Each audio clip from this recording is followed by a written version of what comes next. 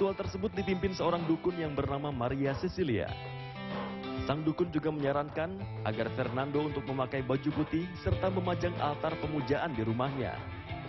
Di Kenya, Afrika, ada juga politisi yang menggunakan jasa paranormal alias dukun untuk mengejar jabatan. Seorang wartawan Kenya, Dennis Okari, membuat laporan mengenai praktik ilmu hitam di kalangan politisi Kenya. Ya, itu ternyata tidak hanya terjadi di Indonesia, pemirsa, di luar negeri juga banyak melakukan tindakan-tindakan spiritual seperti itu. Mungkin saya akan ke Pak Sunarto. Ya, Pak Sunarto, kalau misalnya sudah melakukan konsultasi di awal untuk pemenangan meraih kursi politik, ya harus juga melakukan biaya maintain lagi, karena Ya, akan banyak jelas. serangan-serangan supranatural akan terjadi kepada dia. Ya. Pada saat dia menjabat, mencalonkan lagi juga, ini seakan-akan lingkaran setan tidak akan pernah selesai hubungannya dengan dukun politik ya, Pak Sunarto? Ya, bukan berarti lingkaran setan, ini merupakan suatu keinginan yang terus-menerus menambah.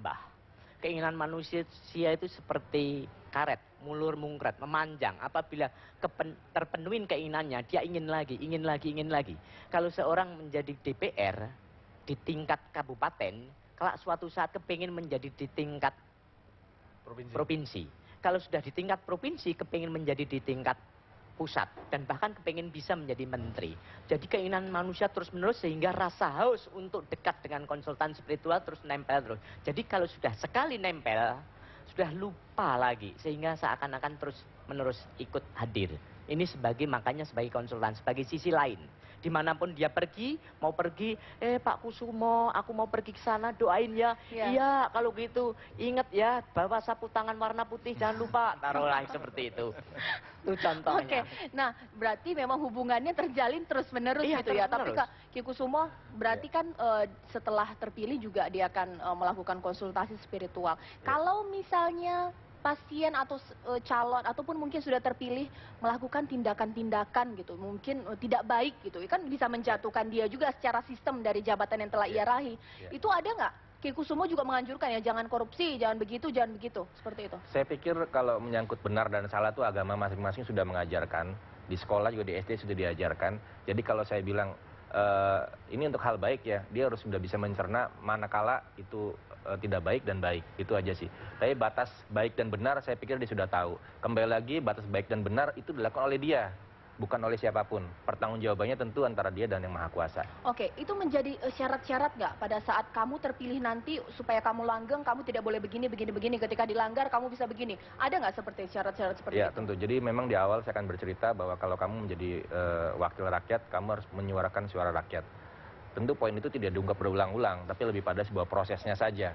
Nah, kembali lagi, teknis di lapangan dia melakukannya atau tidak, itu kembali pada pribadinya dia. Apakah dia mau seperti itu atau bagaimana. Karena memang ya seperti yang kita tahu, banyak juga orang berjanji juga lucu-lucu janjinya kan. Hari ini A, besok B, besok C, besok D, begitu. Oke, kalau saya melihat pemetaan politik ini kan, kalau tadi Bang Ruhut mengatakan ya banyak yang melakukan, tapi PKS jelas-jelas membantah, mungkin dari P3 jelas-jelas membantah. Sementara yang beredar di luar sana dikatakan Bang Ruhut, semua partai juga melakukan kok. Ini jatuhnya tuding-tudingan dong ya Bang ya? Ya, saya memastikan kalau P3 nggak ada lah, Oke. begitu-begitu ya.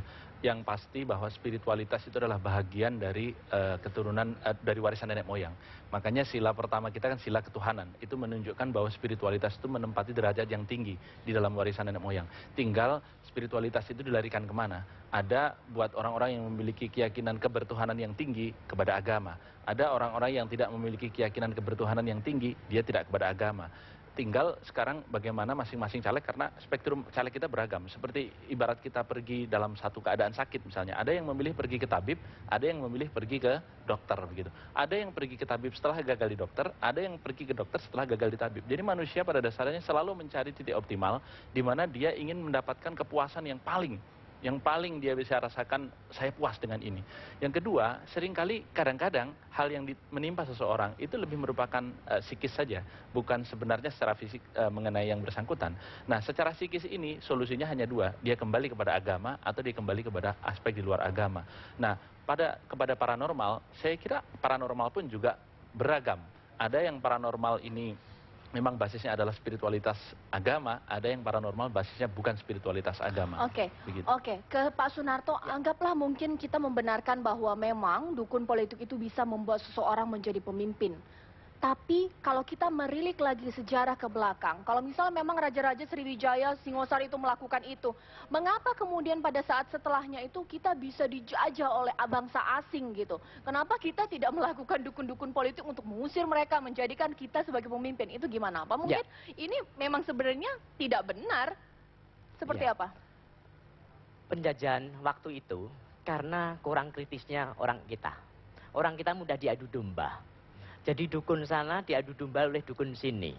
Pejabat ini diadu domba oleh pejabat ini.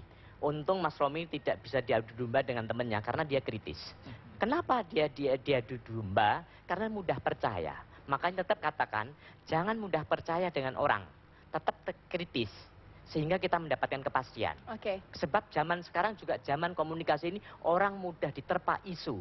Orang mudah diterpa informasi-informasi yang keliru. Sehingga orang mudah diadu domba. Terjadi kesalahpahaman. Itu bahasa sederhananya, dukun pun bisa dipolitiki begitu. Baik. Intinya dalam pembicaraan kali ini kita yang pro dan kontra terhadap dukun itu terserah kepada pemirsa yang menonton. Kita tidak membenarkan aksi ini, juga tidak menyalahkan apa yang dilakukan dukun-dukun politik ini. Tapi mungkin satu pertanyaan, Ki Kusumo, kalau memang ternyata bisa bikin menang, berarti bisa nyalonin, pasti bisa menang dong ya?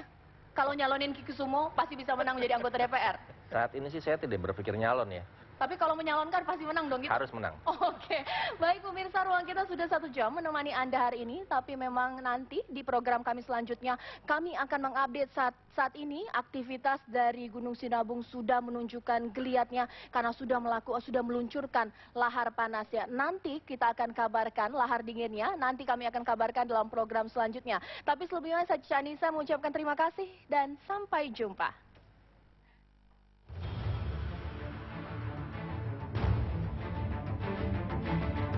Tanggal 15 November tahun 1946, kesepakatan perundingan Linggarjati antara Indonesia dan Belanda ditandatangani di Istana Merdeka. Hasil yang dicapai antara lain, pihak Belanda mengakui secara de facto wilayah Republik Indonesia meliputi Jawa, Sumatera, dan Madura. Namun sayangnya pelaksanaan hasil perundingan ini tidak berjalan mulus. Pada tanggal 20 Juli 1947, Gubernur Jenderal S.J. van Mook menyatakan bahwa Belanda tidak terikat lagi dengan perjanjian ini.